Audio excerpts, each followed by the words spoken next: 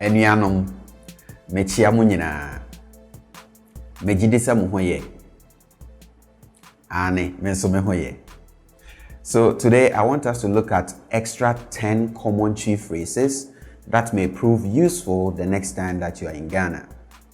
And I say extra because some time back I posted a lesson that had 25 common chief phrases for learners and tourists. So today's is supposed to be a part 2 to that lesson. If you missed the part 1, please click on this link to go check it out. So with 25 phrases in part 1 and 10 phrases in part 2, you have to yourself 35 common chief phrases that will help you to get around more easily the next time that you are in Ghana. So do get yourself ready. The lesson starts right after this.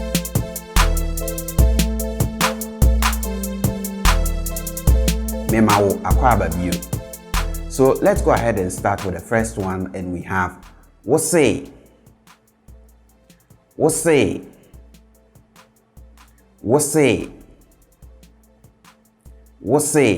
So we have wo as you, and we have say, which is to say.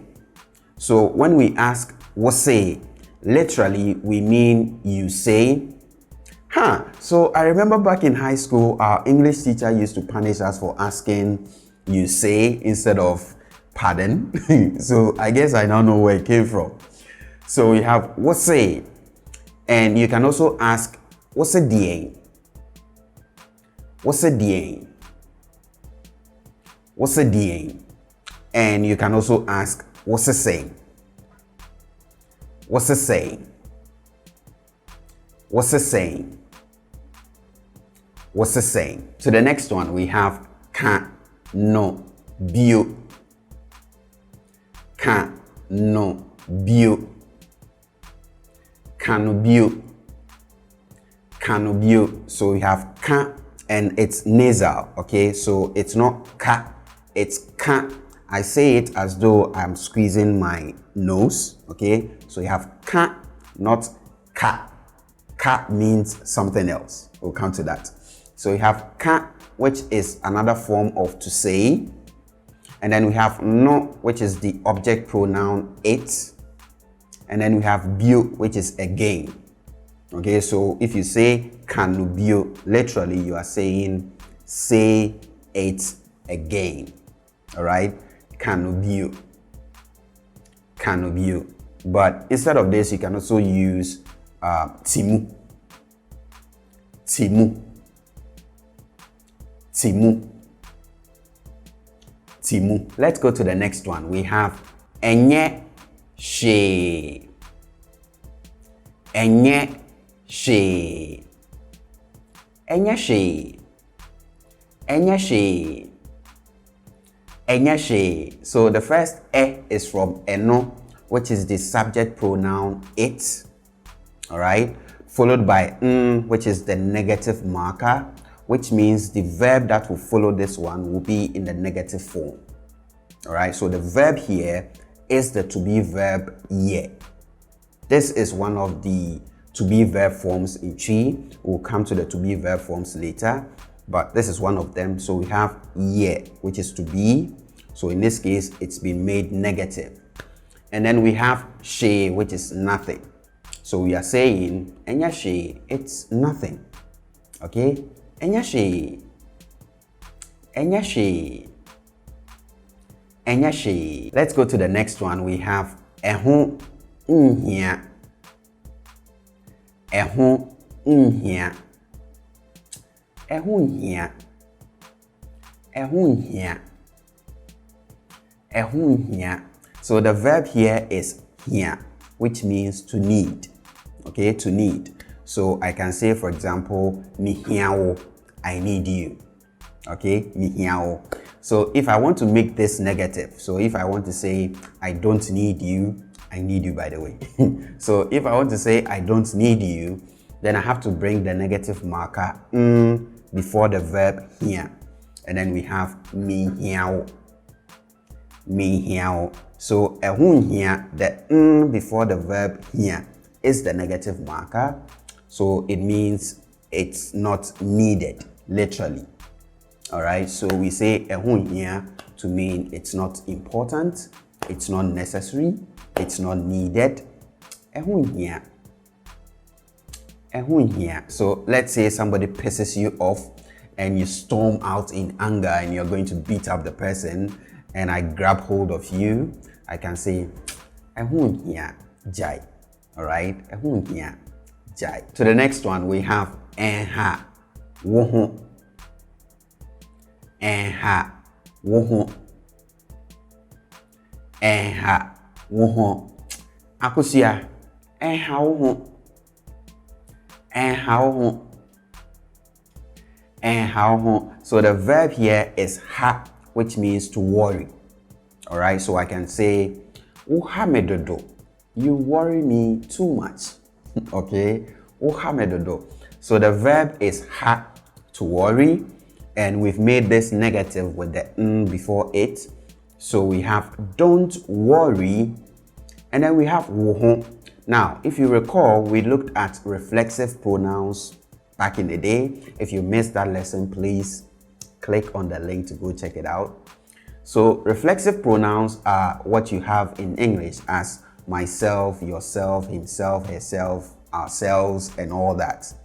Okay, so in Chi, we said these correspond to the mehon, wohon, nehon, yehon, wohon, and all those. So the wohon that you find in enha wohon is yourself. So enha wohon means don't worry yourself or don't bother yourself. Enha wohon. Enha wohon. To the next one, we have Emma no nhao. Emma no nhao. Emma no nhao. So we have ma, which means to let, okay, to let, to allow, which we've made negative with the negative marker. So we have don't let, and then we have the object pronoun no, which is it, okay, and then we have ha here, which is, you know, the verb to worry or to bother, which again we've made negative with the negative marker okay, and then we have wo, you. So emano how, we are just saying don't let it bother you, don't allow it to worry you.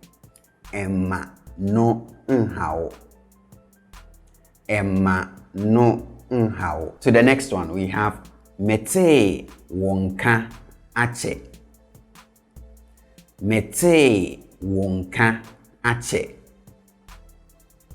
Mete wonka ache. Kofi, mete wonka ache.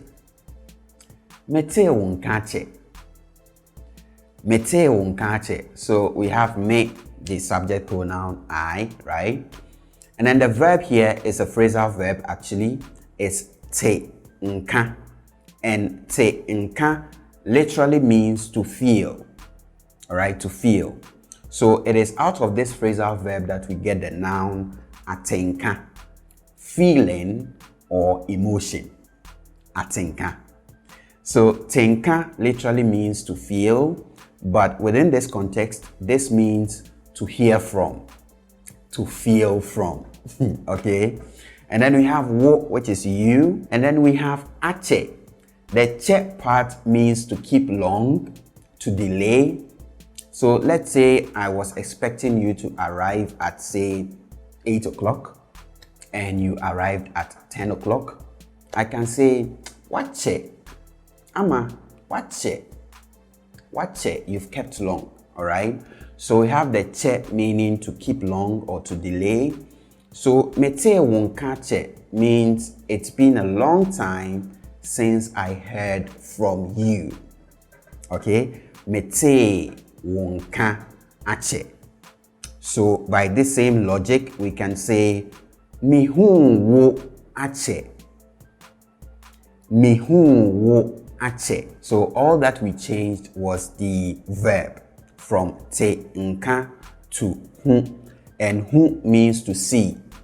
All right, so if I say mihun wo ache, I mean, it's been a long time since I saw you. To the next one, we have se intira. Se intira. Se intira. Hey, se intira. Se intira. Se intira. This se is interesting. So if you put se before anything, you are saying whatever comes after the se is or was the case, but you didn't know before. So it's like saying in English, not knowing, okay, something like that. So for example, if I am expecting, say, kweku, and somebody knocks, and I go to open expecting the person to be kweku, and then I open and it's Amma, I can say, oh, say Amma. Okay, so not knowing it was Amma. So I thought it was kweku, not knowing it was Amma. So again, let's say you've been hanging out with someone that you all along thought was Ghanaian, and it turns out he or she is Nigerian, for example. You can say, na me ka se oye Ghanani, se oye Nigeriani. All right?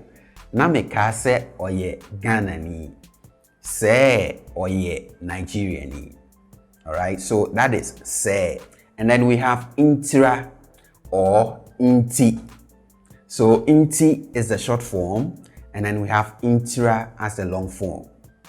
And if you put intra or inti after a word or a group of words, you are saying because of the reference of the word that came before or the group of words that came before. All right. So if you say, for example, Kofi inti, you are saying because of Kofi. Okay. If you say Amantra, you are saying because of Amma. Okay. So whatever word or group of words that you put before intra or inti, you are saying because of the reference or reference of that word or group of words. So in our case, we have se intra. So it's like you suddenly got to know about something that you didn't know before, and that explains it. Okay, it explains, or it is because of that that something else had been the way it was. Okay, so for example, a position that you held before, this, what you just got to know about, explains that. So we have se intra. Se intra. Se intra. Next, we have mame sima. Mame sima. Mame sima. Akosia mame sima. Kwame mame sima. Ajua mame sima. All right. So we have ma, which as a two-letter word, you should know that it comes with several meanings. But within this context, ma means to give. Okay, to give. And then we have the object pronoun me, me. All right. And then we have sima, which is a minute. So mami sima means give me a minute. So in English, you tend to use give me a second, but we use mami sima, give me a minute. People spend a minute or more anyway when they ask for a second. So we use mami sima, give me a minute. Mami sima. Mami sima. And finally, we have wudi agro. Wudi agro. Wudi agro. Wudi agro. Wudi agro. So the verb here is a phrasal verb di agro, which means to play. Okay, so the re here is the progressive marker, which translates in English as the ing that you attach to verbs, okay, to indicate ongoing actions. All right, so we have wudi agro. You are playing, you are kidding, you are joking. Okay, wudi agro. Wudi agro. Wudi agro. Right, so this is where we end today's lesson. Thank you guys very much for watching. Please subscribe to the channel if you haven't done so already. I'll catch you guys next time.